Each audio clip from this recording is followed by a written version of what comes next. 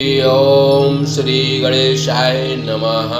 श्री गुरु चरणकमलभ्यो नमः। ओम नमः शिवाय। सप्तदशो अध्याय।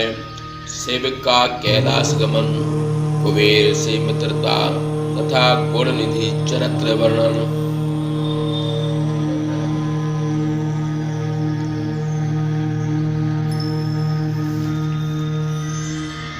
सूत जी बोले, हे महर्षियों, ब्रह्मा के द्वारा इस प्रकार सृष्टि वर्णन सुन लेने पर देवर्षि नारद ने उन्हें प्रणाम किया और साबने उनसे पूछने लगे।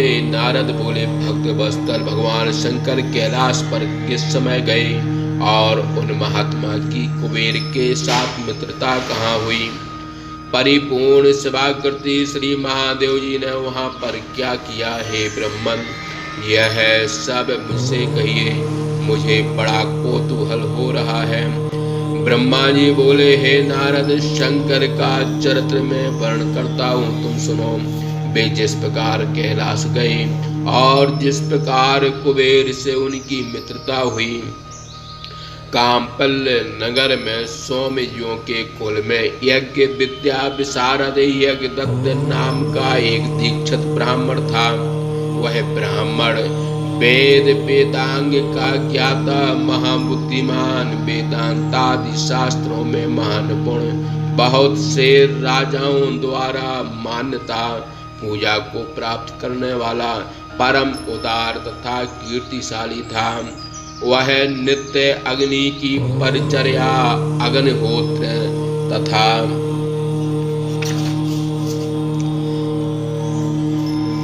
वेदों के स्वाध्याय में लगा रहता था। चंद्रबिंब के समान उसके अंग रमणीय थे, इसलिए वह सुंदर भी था। इसी समय यज्ञदत्त दीक्षित का गुणानिधि नामक एक पुत्र था।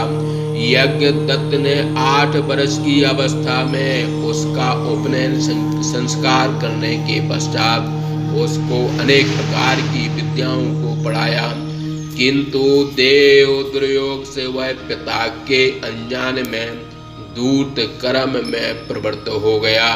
वह माता के पास से बहुत सा धन लेकर जुआनियों को देने लगा और उन्हीं से मित्रता भी कर लिया। वह उस दूत कर्म से इतना बिगड़ गया कि उसने ब्राह्मणोचित आचार विचार का त्याग कर दिया और संध्या तथा स्नान आदि नित्य कर्म से भी प्राणमुख रहने लगा। वेद शास्त्र, देवता तथा ब्राह्मणों की निंदा करने लगा। वह स्मृतियों में कहे गए ब्राह्मणोचित आचार से परिभ्रष्ट होकर गाने बजाने में अपना विनोद करने लगा। इतना ही नहीं, उसने नटों, पाखंडियों तथा भांडों के साथ अपनी मैत्री भी कर ली। वह माता के द्वारा कहे जाने पर भी अपने पिता के पास नहीं जाता था। घर के अन्य कार्यों में व्यस्त हुआ वह दीक्षित ब्राह्मण जब जब अपनी स्त्री से पूछता कि हे दीक्षितायनी, हमारा गुण निधि पुत्र घर में बहुत दिनों से दिखाई नहीं पड़ता, हे कल्याणी, बता वह कहाँ रहता है और क्या करता है? तब वह ब्रह्माणी उनसे प्रताड़ित करते हुए कहती, अभी अभी बाहर गया है। इतने समय तक तो वह घर पर ही स्नान कर देवार्चन करता रहा है। कभी कहती, अभी गुण निधि घर पर अध्ययन कर रहा था, किंतु 2-3 मित्रों के साथ अध्ययन करने के लिए बाहर गया है।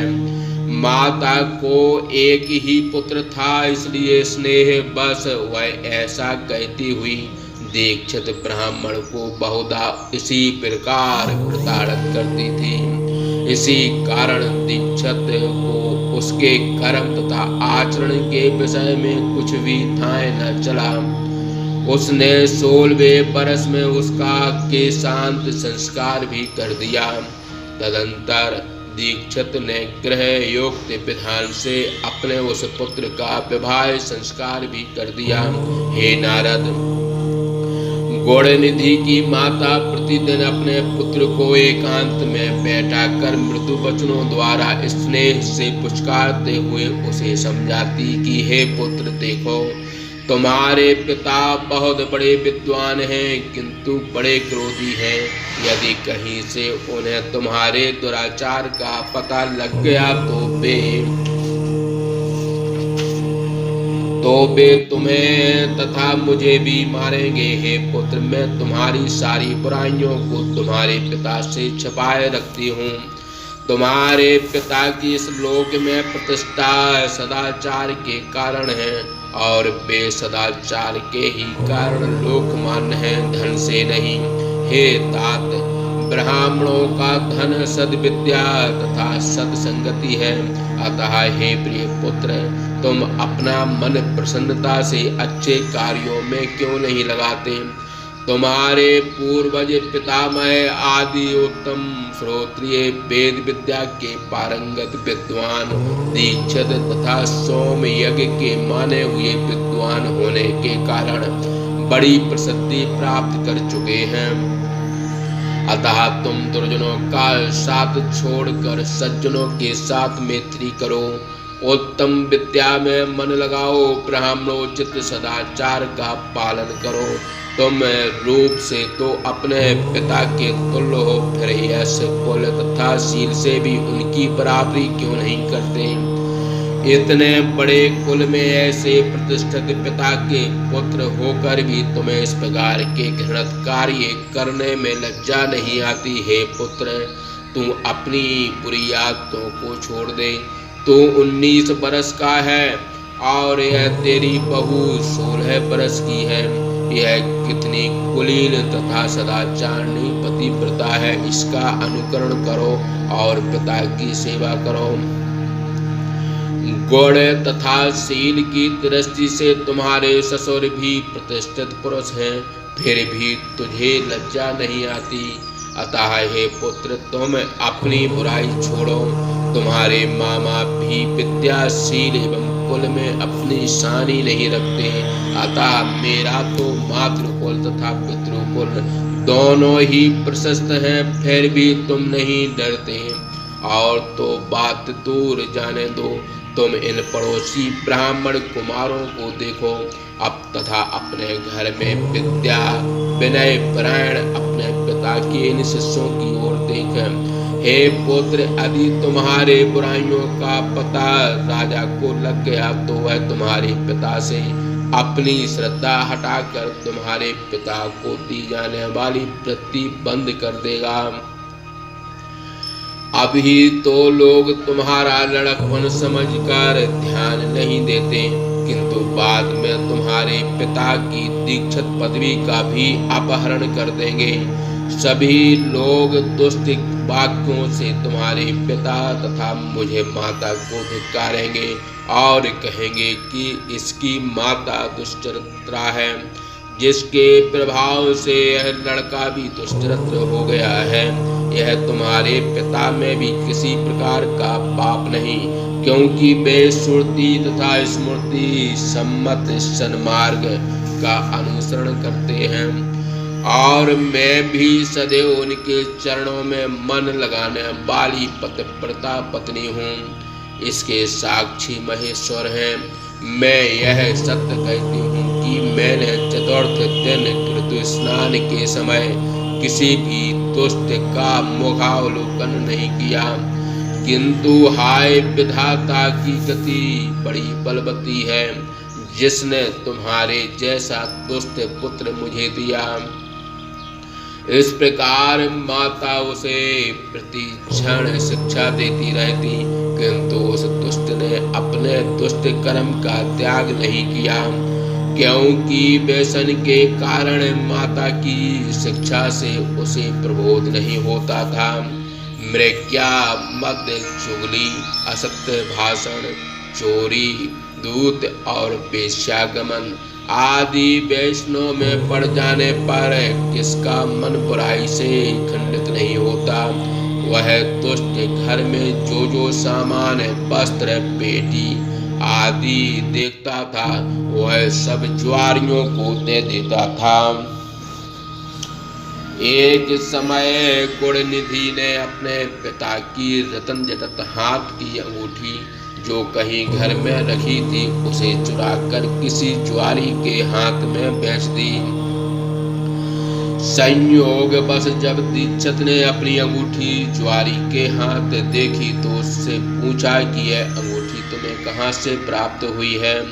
इस प्रकार जब दीक्षित ने उससे बारंबार आग्रह पूर्वक पूछा तो उसने कहा, हे ब्राह्मण, तुम मुझसे बारंबार इस प्रकार क्यों पूछते हो? क्या मैंने तुम्हारी यह अंगूठी चोरी की है? मैंने तुम्हारे पुत्र को रुपया देकर इसे खरीदा है। अभी उसी दिन उसने अपनी माता की साड़ी चुराकर मुझे बेची थी। उसने मुझे ही केवल यह अंगूठी नहीं दी किंतु और जुआरियों को भी उसने बहुत सा धन जैसे रतन की पेटी, बहुमूल्य वस्त्र, कमंडल एवं कांसे तथा तांबे के बने हुए बहुत से बर्तन भी दिए हैं। जुआरी उसे नित्य नंगा कर तथा बांध कर उसकी दुर्गति करते रहते हैं। इस पृथ्वी तल पर ऐसा कोई जुआरी नहीं है जैसा वह है। हे दीक्षित, क्या आज तक तुम नहीं जानते कि तुम्हारा लड़का जुआरियों में श्रोमणी तथा अभिनय एवं अनीति में महान चतुर है? इस बात को सुनते ही दीक्षित का सिर लज्जा से नीचे झुक गया। वे वस्त्र से अपना मुंह ढककर अपने घर चले आए। तब स्रोत स्मार्त कर्म प्राण यज्ञ दत्त दीक्षित अपनी महापतिव्रता पत्नी से कहने लगे। यज्ञ दीक्षित ने कहा, हे दीक्षितायन, हे धूर्ते, बता वह तुम्हारा गुणनिधि पुत्र कहाँ है? अच्छा, वह जहाँ कहीं भी हो, यह बात तो अभी दूर की है। तुम पहले बता मेरी वह अंगूठी कहाँ है जिसे तेल की मालिश करते समय तुमने मेरे हाथों से निकाल कर रख ली थी। वह रतनमयी मेरी अंगूठी तू लाकर शीघ्र मुझे दे। इस बात को सुनते ही दीक्षितायन कुछ डर सी गई और बोली, मध्याह्न काल उपस्थित हो गया है। मैं स्नान तथा मध्याह्न की क्रिया में व्यग्र हूँ।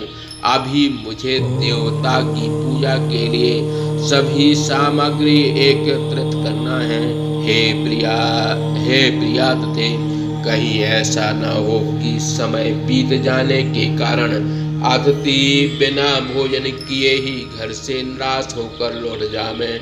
मैं इस समय पकवान बनाने में व्यग्र हूँ। आपकी अंगूठी किसी पात्र में रख कर भूल गई हूँ। अभी मुझे उसकी याद नहीं हो रही है।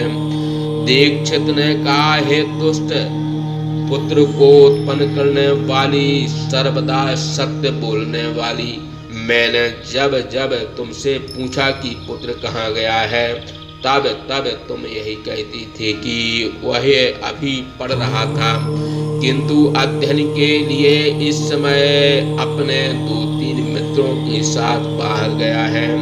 हे पत्नी, बता वह मजीठे के रंग वाली साड़ी जिसे मैंने तुम्हें दी थी वह कहाँ है? वह तो इस घर में बराबर टंगी रहती थी। तुम भय छोड़कर सत्य सत्य बता। इस समय मणि जटत वह झारी भी दिखाई नहीं पड़ती। वह रेशमी त्रिपटी वस्त्र विशेष जो मैंने तुझे दी थी वह कहाँ है? हे दीक्षितायन, दक्षिण देश में बनने वाला वह कांसे का पात्र तथा गौण देश निर्मित वह ताम्र घटी कहाँ है? और हाथी दांत की बनी हुई सुख कौतुक मंज का झूलनदार पलंग कहाँ है?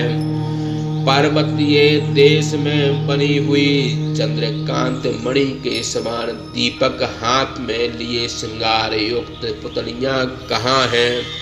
हे कुलजे, बहुत कहने से क्या लाभ, अब तुम्हारे ऊपर मेरा क्रोध करना व्यर्थ है। अब मैं तुम्हारे हाथ का भोजन नहीं करूंगा। भोजन तो तभी करूंगा जब दूसरा विवाह कर लूंगा। कुल को दूषित करने वाले ऐसी दुष्ट संतान से तो मेरा संतान रहित होना ही अच्छा था।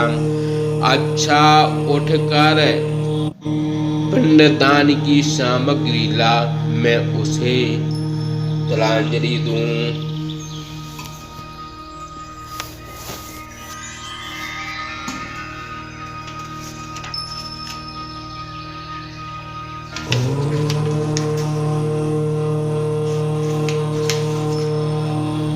कुल में कलंक लगाने वाले दुष्ट पुत्र की अपेक्षा तो मनुष्य का संताप रहित रहना ही अच्छा है। अस्तु, कुल की भलाई के लिए एक का त्याग कर देना ही सनातनी रीति है। फिर तो उसे दीक्षित ने ऐसा कहकर स्नान किया और नृत्य विधि करने के पश्चात किसी श्रोत्रिय कन्या का वाणी ग्रहण कर लिया। इस प्रकार सतुक्ति भाषा टीका सहस्र महापुराण के अंतर्गत द्वितीय रुद्र संहिता के प्रथम सृष्टि खंड में घोड़ा निधि चरित्र नामक 17वां अध्याय समाप्त। बोलिए शंकर भगवान की जय।